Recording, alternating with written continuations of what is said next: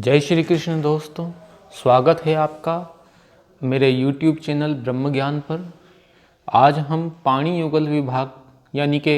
हथेली के द्वारा मनुष्य के स्वभाव और भविष्य का फल कैसे बताया जाए, इसके बारे में आज चर्चा करेंगे। हमारे यहाँ के आचार्यों का मत है कि जो हथेली गर्म प्रतीत हो, मतलब कुछ कार्य करते हुए भी जिस मनुष्य की हथेली, कोई कार्य नहीं करते हुए भी जिस मनुष्य की हथेली गर्म हमें लगती है, और जिस हथेली का वर्ण जो है यानी कलर जो है वो सूर्योदय के समय लाल वर्ण के जैसा हो, यानी जैसे सूर्य उगते समय लाल वर्ण के होता है, वैसे ही हथेली का, आपकी अगर हथेली का कलर है और हथेली जो है वो चिकनी दिखती है, मोटी दिखती है, और हथेली की अंगुलियों को मिलाकर के देखने से उनमें प्रकाश यानी छिद्र नहीं देख पड़ता हो, तो ऐसा हाथ अति प्रशंसनीय माना गया है। और जो हाथ मतलब ज़्यादा ना तो बड़ा लंबा नहीं होना चाहिए, मतलब मध्यम आकृति का होना चाहिए और चौड़ा होना चाहिए, और हाथ अच्छा उठा हुआ होना चाहिए, तो ऐसा हाथ अति प्रशंसनीय माना गया है। और इसके अलावा जो हाथ व्याघ्र की आकृति के जैसा हो, व्याघ्र यानी कि बाघ के जैसे पंजे होते हैं, उसकी आकृति के जैसा यानी ज़्यादा मोटा हो, तो वह जो हाथ है वो पापी मनुष्य का माना गया है। इसी तरीके से औरतों के लिए है कि जिस औरत के जो हाथ की जो आकृति है, अंगुलियों को लेकर के पूरी हाथ की जो आकृति का, हाथ पंजे तक की जो आकृति है, वो अगर दोनों हाथों को मिलाने से परिपक्व कमल पुष्प के भांति जैसी लगती है, तो ऐसी जो स्त्री होती है वो ऐश्वर्यवती होती है, बहुत सुख भोगने वाली होती है। तो इस प्रकार से हमारे यहाँ के पूर्वाचार्यों ने हाथ की आकृति का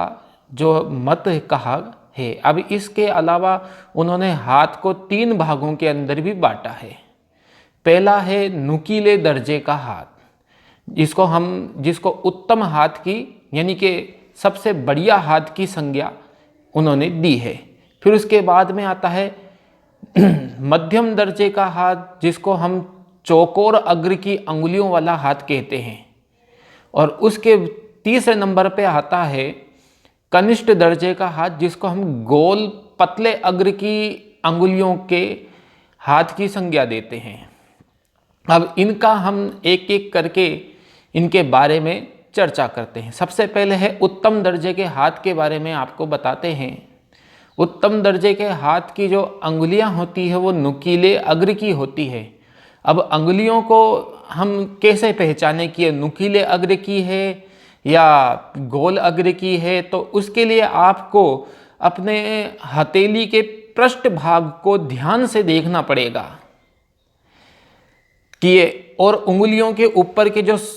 पर्व हैं, सांधे हैं, उनको अच्छी तरीके से आपको उसका अवलोकन करना पड़ेगा। तब आप पहचान पाएंगे कि भाई आपका हाथ किस दर्जे का है।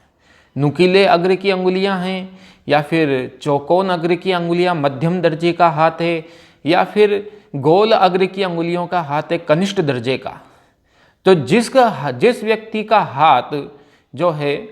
नुकीले अग्र की अंगुलियों का होता है और हाथ पर उत्तम रेखा उसके उठी हुई रहती हैं, हाथ लाल वर्ण का होता है और नाखून भी उसके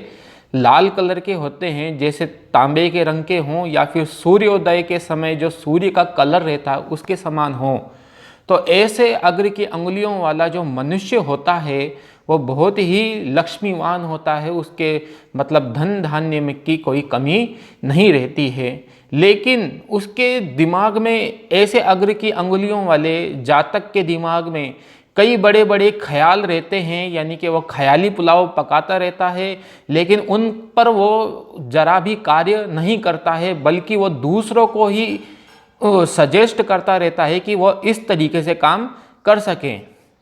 इसके अलावा मध्यम दर्जे की आकृति का यानी चौकोर अग्र की अंगुलियों वाले हाथ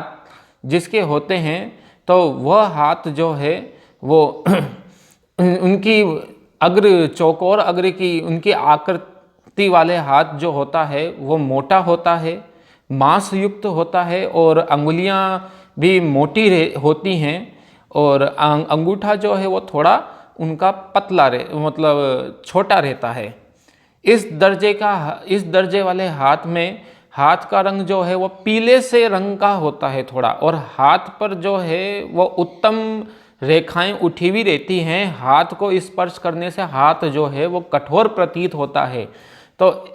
और इस तरीके का जिसका भी हाथ होता है वो मध्यम दर्जे का हाथ होता है। और ऐसे हाथ वाले मनुष्य जो होते हैं उत्तम मतलब चौकोर अग्र की, जिस हाथ की अंगुलियां चौकोर अग्र की होती हैं, जो उत्तम दर्जे का जो मध्यम दर्जे का जो हाथ होता है मध्यम दर्जे का जो हाथ होता है, जो जिसके चौकोर अग्र की जो अंगुलियां होती हैं वह दृढ़ निश्चयी होते हैं और वह किसी भी बात को मतलब इसी बिना देखे परखे मानने वाले नहीं होते हैं और दृढ़ निश्चयी होते हैं वह, और तर्क करने की शक्ति उनमें भरपूर रहती है और वो मेहनती भी होते हैं। इसके अलावा जो कनिष्ठ दर्जे का हाथ है, जो गोल दर्जे की अग्र की अंगुलियों वाला हाथ है, उसके ऊपर बात करते हैं, जिसके हाथों की अंगुलियों का जो अग्र होता है वो गोल होता है और हाथ जो है हथेली जो है ऊंची नहीं रहती है, हथेली बिल्कुल पतली रहती है, अंगुलियां बिल्कुल उसकी चपटी रहती हैं और हाथ के अंदर मतलब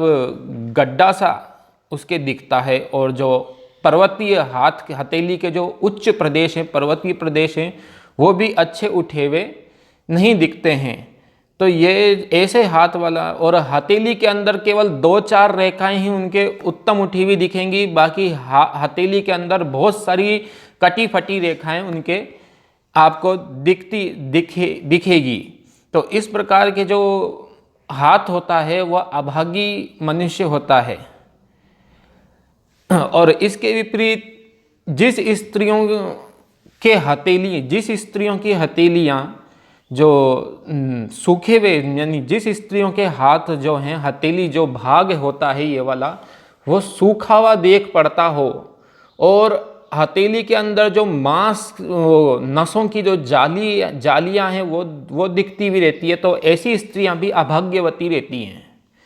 तो इस तरीके से, और जिस मनुष्य का हाथ